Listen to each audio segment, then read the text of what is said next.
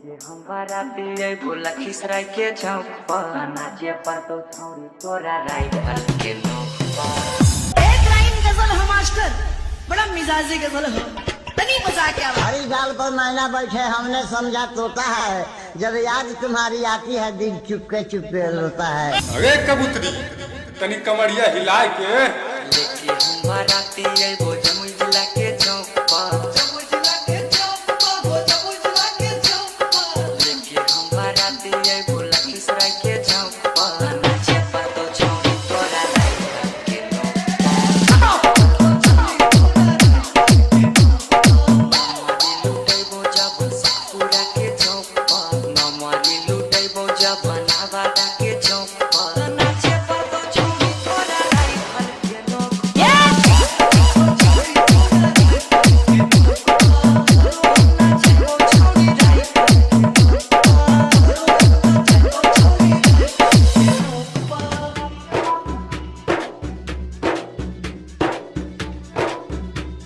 DJ Maniraj Gupta,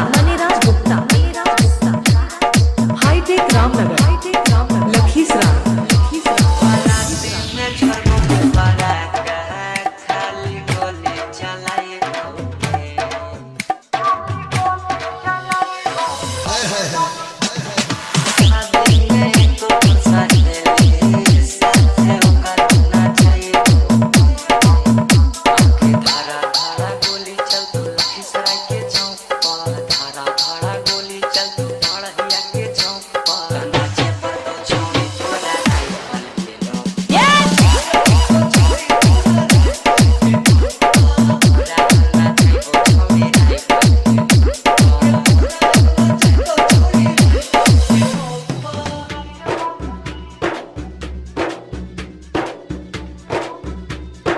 DJ Maniraj Gupta,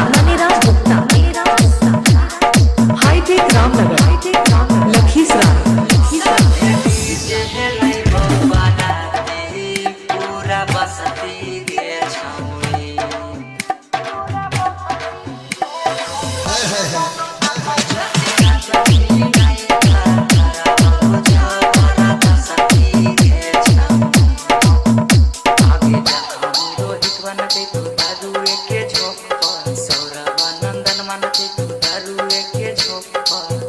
अरे कबूतरी तनी कमरिया हिला के